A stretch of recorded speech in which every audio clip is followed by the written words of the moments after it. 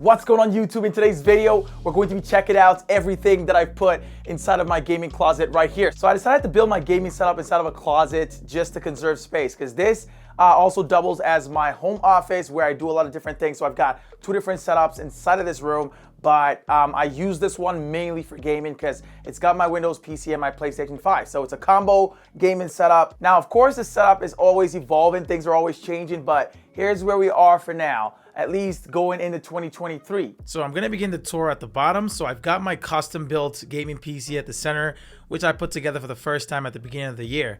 It's seen a few upgrades throughout the year up until this point, and honestly, I actually just rebuilt it inside an all-white LAN-cooled 3Ks from Lee.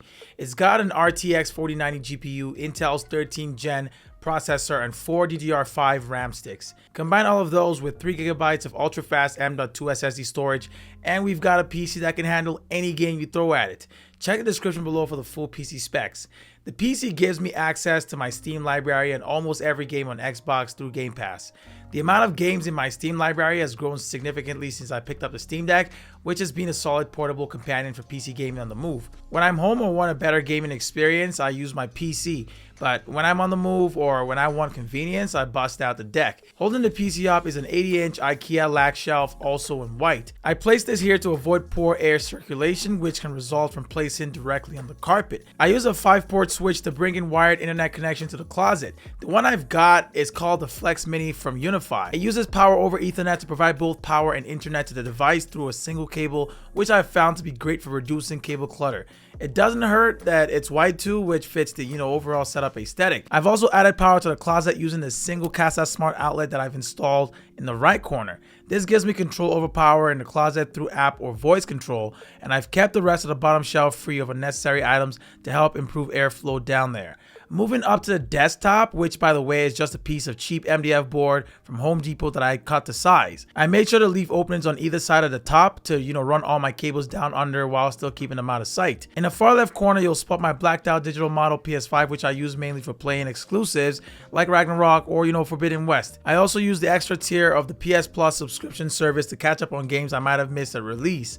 For the subscription to be worth it to me though, I only buy when there's a decent sale going on, just like I do with Xbox Game Pass. I use my PC for pretty much every other game that's not a PS exclusive. Between Steam and Game Pass on PC and PS5 exclusives, there's a huge selection of games to pick from, and my gaming backlog just keeps growing. To the right of the PS5, I've got a white and black DualSense controller sitting on some matching Razer fast charging stands. The DualSense doesn't last very long, so having a backup for quick switching has been perfect for never running out. The last thing in that corner is my RGB mic from HyperX. It's a simple USB plug and play mic that works well for the times when I need, to record anything in that space. It's got knobs for manually increasing the gain level as well as switching between different polar patterns. I love the all white look, which helps in adding some light to that corner as well. I've got a 48-inch OLED TV from LG at the center of the room.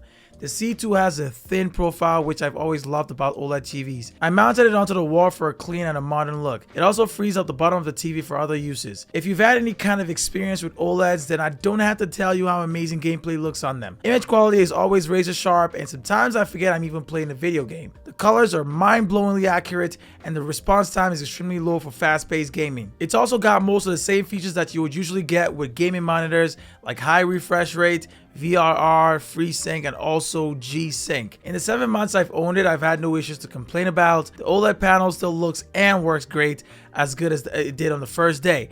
It's got 4 HDMI 2.1 ports, and I've got 2 of them connected to my PS5 and my PC. I'd probably have gone larger on the TV size, but I wanted a second monitor in there as well, so the 48-inch was the best fit to accommodate that. Speaking of the portable monitor, it's got a 15-inch 4K display that works perfectly well as my secondary display. The monitor also has a maximum refresh rate of 60 Hz, and I find that it comes in handy a lot when I'm in the middle of gameplay and need something to view things on. Next to the monitor, I've got a 15-key LCD Stream Deck from Elgato. This allows me to quickly set out some of my most used shortcuts on one of the keys for quick and easy access. For example, I've got an internet speed test set up on one of the keys so I can quickly check my internet speed by pushing on that. There's a ton of customization that you can do with the Stream Deck, and I found myself using it more than I thought that I would. My keyboard and mouse combo is from Logitech's gaming line. The keyboard is the G915 and it's a mechanical keyboard with low profile tactile switches. I love the 10 keyless format since I never use the number pad for anything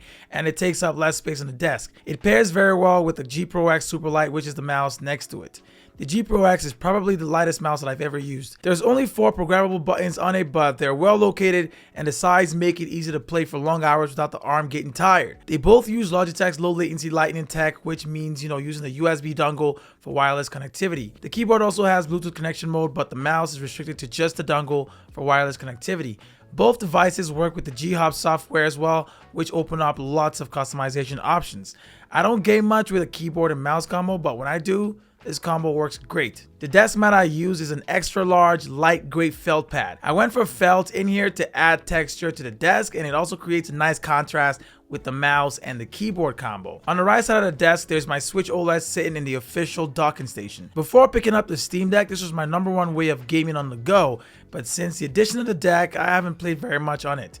I still love it, but I'll be honest, I definitely prefer, being able to play my PC games on a handheld. In the same area, I've also got my Switch Pro controller, which I picked up a year ago for playing when in dock mode. I never use this as well since I barely use the Switch anymore, but hopefully that changes with a new Switch model or maybe some new Switch games soon. To the right of those two, I've got the Pixu 64, which pretty much displays pixel art on a 10-inch screen. You can display all sorts of things from clocks to social media counters. Personally, I like to keep it simple and use it as a clock, but a different one all the time. I also use the social media counter to keep track of the stats on my channel. It's got a phone app that, doesn't look the prettiest, but it works for remote control of the device. In the right corner there, I've also used some sticky cable holders to keep my charging cable from falling down the sides. Above the desk, I've added some Nanoleaf Lines for some game lighting. I really can't have a gaming setup without some solid ones. These ones are modular, meaning that you can create different patterns with them. They can also be controlled through all the major voice assistants and apps. Personally, I use it with Siri and HomeKit and it works wonderfully well. I've got mine set up in a zigzag pattern across the bottom of a white 80-inch lac shelf I mounted up top. The shelf holds my Corsair HS80 wireless headset on a headset display, which I picked up on Amazon. The headset connects wirelessly through a USB Type A dongle, which works for use with both my PC and my PS5. It's also got a very comfortable feel that lasts a while over the ear without feeling uncomfortable. I don't have speakers in here, so when I'm not using my TV speakers, the HS80 is all I've got. The shelf also holds 2 fake plants, a framed Game Boy Advance, and Nike Freak ones that I won off playing NBA 2K a few years ago. For ambient lighting, I've stocked 2 80-inch Nanoleaf LED strips at the top shelf and underneath the desk. They've got the same features as the Lines, so they all integrate well into my idea of a smart gaming setup. Something fun I've also done with my gaming setup is set up an automation where everything turns off when I shut the doors and lights turn back on when I open the doors. As for the chair I use with this setup, it's an Ergo Chair Pro Plus from Ornaments, and I use it with my other desk setup as well, which is located in the same room. This way I can avoid having too many chairs in the same room, and I found that this works great for me. Also, the room is not that large. I've also just done a video on a full tour of the entire space, which you can check out on my other channel. The Ergo Chair Pro Plus can be adjusted for different situations. The armrest, the seat depth, the height, and the backrest are all adjustable. It's not a Herman Miller, but it's definitely a great value ergonomic chair. Mine has a black frame and TPE covered with mesh, which looks nice, at least that's what I think. As for cable management, I used a single cable tray on the bottom right to hold power blocks, and also used a bunch of J-channel cable runways to keep all the different cables coming from the top, hidden underneath. On the desktop, I used white cable concealers stuck to the wall to hide what I could. Overall, I think I did a pretty decent job with cable management. Anyway, that's everything in the closet setup. I hope you guys have enjoyed the tour. Leave any questions that you've got below and find links to everything I mentioned in the description below. Thank you for watching. I'll catch you guys in my next video. It's Tommy, and I'm out, y'all.